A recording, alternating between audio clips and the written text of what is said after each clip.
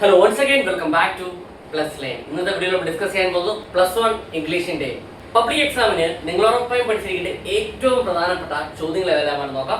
വീഡിയോയിലേക്ക് പോകുന്നതിന് നമ്മുടെ ചാനൽ സബ്സ്ക്രൈബ് തുടങ്ങുന്നത് തീർച്ചയായിട്ടും ചാനൽ സബ്സ്ക്രൈബ് ചെയ്യുക. കാരണം നിങ്ങൾ +1 +2 എക്സാമിന് ആവശ്യമുള്ള എല്ലാ സബ്ജക്റ്റിന്റെയും most important questions, previous questions, chapter studies, 1 mark questions കൂടാതെ ലൈവ് ക്ലാസ്സുകളും തികച്ച സൗജന്യമായി നിങ്ങളിലേക്ക് എത്തുകയാണ്. ചാനൽ സബ്സ്ക്രൈബ് ചെയ്യുക. വീഡിയോ കണ്ട ശേഷം നിങ്ങളുടെ അഭിപ്രായങ്ങളും നിങ്ങളുടെ സംശയങ്ങളും നിങ്ങൾ കമന്റ് രേഖപ്പെടുത്തുകയും ഈ ഒരു വീഡിയോ നിങ്ങൾക്ക് ഹെൽപ്ഫുൾ ആയിട്ടുണ്ടെങ്കിൽ തീർച്ചയായും നിങ്ങളുടെ ഫ്രണ്ട്സിലേക്ക് ഷെയർ ചെയ്യാൻ വീഡിയോ. +1 ഇംഗ്ലീഷിന്റെ യൂണിറ്റ് വൈസ് വെയിറ്റേജ് എങ്ങനെയാണെന്ന് നോക്കാം. First unit glimpses of greatness. ഇവിടെ നമുക്ക് ഹിസ് ഫസ്റ്റ് ഫ്ലൈറ്റ് എന്നൊരു സ്റ്റോറി പഠിക്കാനുണ്ട്. അതുപോലെ തന്നെ ഐ വിൽ ഫ്ലൈ എന്നൊരു speech, quest for A theory of everything ഒരു പ്രൊഫൈലുണ്ട്. അതുപോലെ ഈഫ് എന്ന് പറയുന്നൊരു പോയം. ഇത്രയും കാര്യങ്ങളാണ് നമുക്ക് ഫസ്റ്റ് യൂണിറ്റിൽ നിന്ന് പഠിക്കാനുള്ളത്. 18 മാർക്കാണ് ഈ ഫസ്റ്റ് യൂണിറ്റിൽ നിന്ന് നമുക്ക് എക്സ്പെക്ട് ചെയ്യാവുന്നത്. Second unit words and dates. ഇവിടെ നമുക്ക് പഠിക്കാനുള്ളത് and then Gandhi came as a ആണ്. ദ പ്രൈസ് ഓഫ് ലവേഴ്സ് ഒരു സ്റ്റോറി പഠിക്കാനുണ്ട്. അതുപോലെ തന്നെ പോയം ഡെത്ത് ദ ലെവലർ എന്ന പോയം പഠിക്കാനുണ്ട്. അപ്പം സെക്കൻഡ് യൂണിറ്റിൽ നിന്നും 22 മാർക്കുള്ള വെയിറ്റേജും ഉള്ളതാണ്. അപ്പം നന്നായിട്ട് പഠിക്കുക. Third unit beyond the Horizon.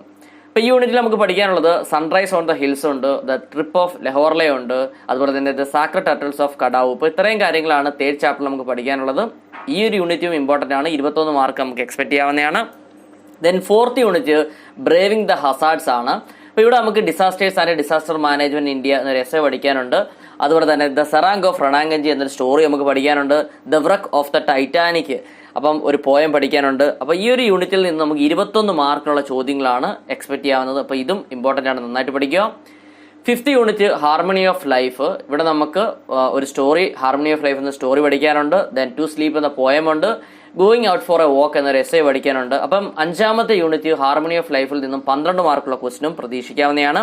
Then last unit leaps and bounds. അപ്പോൾ ഇവിടെ നമുക്ക് പഠിക്കാനുള്ളത് സൈബർ സ്പേസ്, അതുപോലെ ഈ സൊസൈറ്റി ഡെഡ് തുടങ്ങിയ ആർട്ടിക്കിളും അതുപോലെ തന്നെ കൺസെപ്ഷ്യൽ ഫ്രൂട്ട് എന്ന സ്റ്റോറിയും പഠിക്കാനുണ്ട്. അപ്പം ആറാമത്തെ യൂണിറ്റിൽ നിന്നും 12 മാർക്കുള്ള ക്വസ്റ്റ്യൻ നമുക്ക് പ്രതീക്ഷിക്കാവുന്നതാണ്. ഓക്കെ, ഇംഗ്ലീഷിന്റെ എക്സാമിന് നിങ്ങൾ ഏറ്റവും കൂടുതൽ പ്രാധാന്യം കൊടുത്ത് പഠിക്കേണ്ട 10 ടോപ്പിക്സ് ഏതൊക്കെയാണെന്ന് നോക്കാം. ഇംഗ്ലീഷിലെ എല്ലാ യൂണിറ്റിന്റെയും സമ്മറി മനസ്സിലാക്കിയിരിക്കണം. നമ്മൾ ചാപ്റ്റർ വൈസ് വീഡിയോ നമ്മൾ ചെയ്തിട്ടുണ്ട്. അപ്പോൾ കാണാത്തൊരു പ്ലേലിസ്റ്റ് ചെക്ക് ചെയ്യുക, അല്ലെങ്കിൽ നമ്മുടെ ഡിസ്ക്രിപ്ഷൻ ചെക്ക് ചെയ്താലും മതി. ഓക്കെ, ഫസ്റ്റ് ടോപ്പിക് ഇമെയിൽ ആണ്. ഇമെയിൽ നമ്മുടെ എക്സാമിന് സാധാരണയായി ചോദിക്കുന്ന ഒരു ചോദ്യമാണ്. ഇമെയിലിന്റെ ഫോർമാറ്റ് നന്നായിട്ട് മനസ്സിലാക്കി വെച്ച് കഴിഞ്ഞാൽ വലിയ പാടുള്ള കാര്യങ്ങളല്ല, നമുക്ക് ഫുൾ മാർക്ക് അതിൽ നിന്ന് നേടാൻ പറ്റുന്നതാണ്.